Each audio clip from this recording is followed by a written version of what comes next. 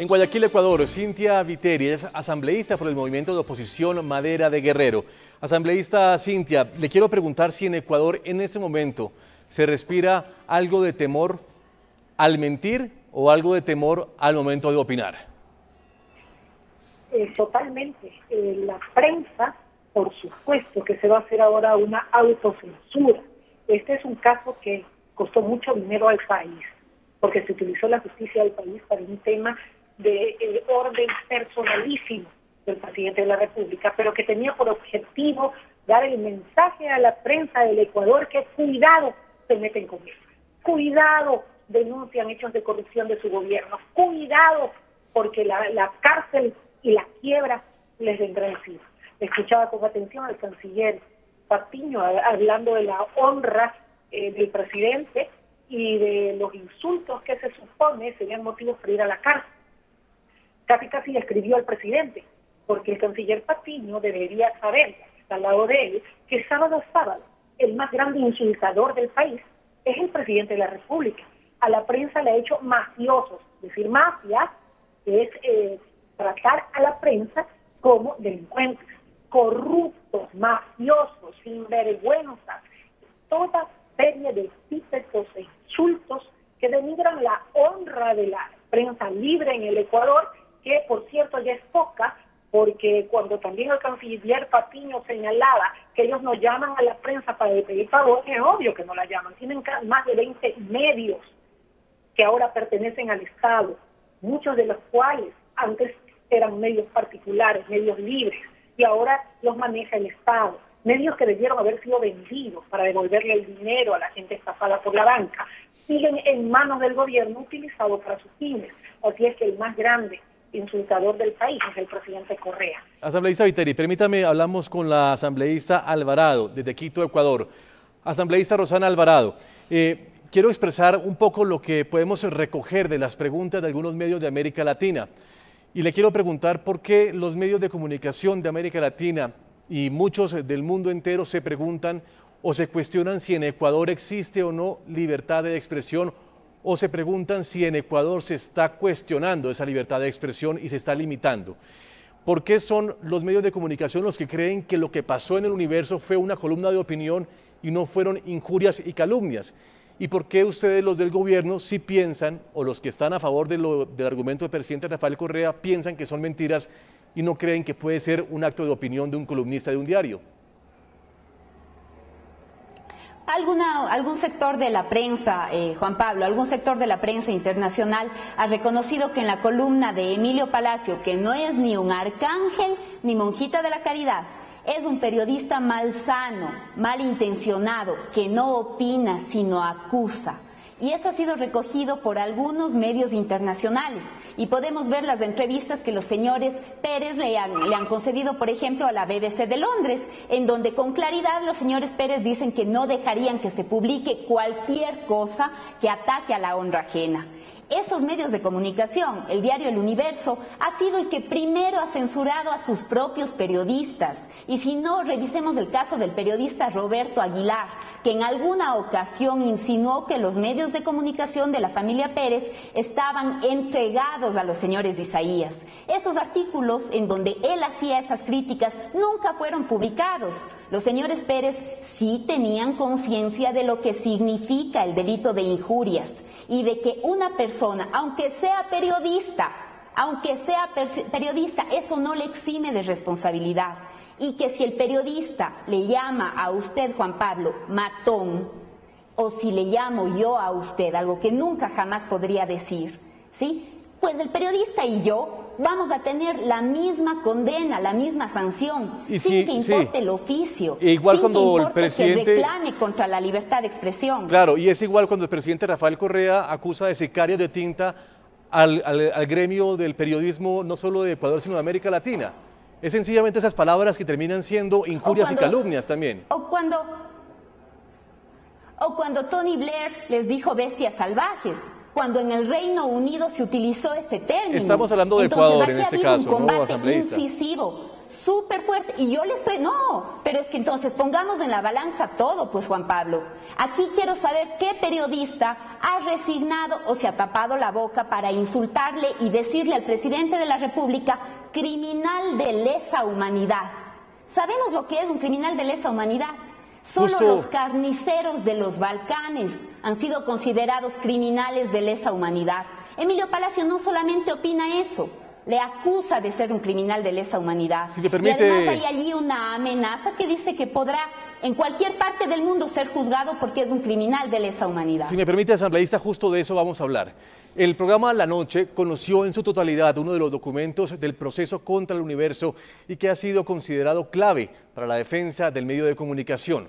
Este informe que ustedes van a conocer fue presentado por las Fuerzas Armadas de Ecuador. En el escrito queda claro que el presidente Rafael Correa ordenó su rescate en el hospital policial ante los hechos protagonizados por policías insurrectos el 30 de septiembre de 2010. Expertos en derecho internacional consideran que el contenido de este documento podría ser el primer paso de una demanda contra Rafael Correa en la Corte Penal Internacional. Ecuador vivió una jornada violenta el 30 de septiembre de 2010. La aplicación de una ley que le cortaba beneficios a los policías ecuatorianos provocó la insurrección que puso en peligro el gobierno de Rafael Correa. Si quieren matar al presidente, ¡aquí está! ¡Mátenlo si le dan! ¡Mátenlo si tienen poder! ¡Mátenlo si tienen valor! En vez de estar en la lucha libre, todo armamento escondido. Afectado por los gases lacrimógenos en medio de la revuelta policial, Correa fue ingresado al hospital de la policía. Allí aseguró que estaba secuestrado. Según este documento, con el asunto Informe que presentan las fuerzas militares sobre la operación Rescate, efectuada el 30 de septiembre de 2010 y con fecha del 18 de octubre del mismo año, los hechos que desencadenaron en el rescate del presidente fueron ordenados por el mismo Rafael Correa. El parte de operaciones militar indica que el Comando de Inteligencia obtuvo información sobre el supuesto peligro que afrontaba el mandatario por su presencia en el hospital de la policía. G2, Dirección de Inteligencia del Comando Conjunto, informa en base a interceptación de comunicaciones sobre la intención de miembros de la policía insurrectos de atentar contra la integridad del señor presidente. Luego de ese hecho viene la orden presidencial. El señor presidente, en base a contacto telefónico, dispone al señor ministro de Defensa Nacional y al jefe del Comando Conjunto que se proceda a rescatarlo. Para el efecto, se coordina tanto en forma personal como en forma telefónica con elementos de la seguridad personal del señor presidente. Pese a que, según el informe, la instrucción presidencial no ordenaba el uso de fuego a discreción, este aparte, según los defensores del diario El Universo, sustentaría la afirmación que hizo sobre los hechos Emilio Palacio en la columna No a las mentiras. El dictador debería recordar, por último, y esto es muy importante, que con el indulto en el futuro, un nuevo presidente, quizás enemigo suyo, podría llevarlo ante una corte penal por haber ordenado fuego a discreción y sin previo aviso contra un hospital lleno de civiles y gente inocente. Los crímenes de lesa humanidad, que no lo olvide, no prescriben. El documento contiene una detallada cronología, minuto a minuto, de los hechos del 30 de septiembre. El informe indica que luego de la orden presidencial, las fuerzas militares dispusieron de 900 efectivos y 53 vehículos para ejecutar la operación de rescate. Las fuerzas militares tomaron en cuenta 3 observaciones para el operativo. Que la ejecución del rescate debía ser de inmediato debido a que se tenía información que existía riesgo inminente para la integridad del señor presidente. Que el ingreso del personal debía hacerse con rapidez para obtener la sorpresa y aplicando la disuasión y el principio de masa. Que el personal debería ir armado con armamento no letal y emplear el uso progresivo de la fuerza. Además, únicamente el personal debía llevar armamento letal en caso de ser necesario su empleo de acuerdo a la situación en el área de rescate. El momento del rescate de Correa, quien sale del hospital de la policía resguardado por un cuerpo élite del ejército ecuatoriano, quedó registrado así en el informe. El personal continuó su avance a través de los corredores empleando armamento no letal, instante en el cual los insurrectos lanzaron las armas al piso y levantaron las manos. Uno de esos elementos, que se identifica como capitán de la policía, fue obligado a conducir al equipo GEO hasta donde se encontraba el señor presidente. El señor presidente preguntó si es el ejército quien había llegado y luego de confirmar nuestra presencia aceptó salir, iniciando así la evacuación. El documento también describe el momento en el que sale Correa del hospital. Según el informe, hubo un intercambio de disparos entre los militares y la policía. Posterior a esto, el conductor del vehículo en el cual se evacuó al señor presidente de la República arranca bruscamente y se intensifica la balacera, produciéndose un cruce de fuego con personal de la policía. El documento declara el éxito de la operación. El GT-42 cumplió la misión exitosamente al rescatar al señor presidente constitucional de Ecuador con vida, objetivo de la misión asignada. Fuentes de la defensa de El Universo le confirmaron al programa La Noche que este documento fue presentado como prueba en el proceso que quedó ratificado en la Corte Nacional de Justicia a favor del presidente Correa. Las mismas fuentes indicaron que el informe militar no fue tenido en cuenta y no aparece una sola mención al mismo en las sentencias proferidas en las dos instancias regulares ni en el recurso de casación ante el alto tribunal. Analistas y expertos en derecho internacional consideran que este informe militar podría ser la punta de lanza de una acusación contra el presidente Rafael Correa ante la Corte Penal Internacional. En Quito, Ecuador, Rosana Alvarado, asambleísta por el movimiento oficialista Alianza País. Asambleísta Alvarado, ¿usted qué opina de este documento donde por lo menos se constata o se constataría que el presidente Rafael Correa sí ordenó su rescate en este hospital policial? Lo que sucede es que el señor Emilio Palacio, cuando dice que se proceda a rescatar al presidente, él parece que lee mal, interpreta mal o se imagina que con eso se está diciendo que se dispare a los civiles dentro de un hospital. Es evidente que en el proceso de rescate del presidente, ustedes bien han señalado algunos elementos que constan en el documento, pero la estrategia fue planificada por los militares, por las fuerzas militares del país. Y por supuesto, lo que nunca llegó a decir el señor Emilio Palacio y la defensa de Diario El Universo es que llegaron o tuvieron la audacia de presentar un video alterado en el que supuestamente el presidente decía que disparen al pecho a esos traidores. Cintia Vitieri, asambleísta de la oposición en Ecuador.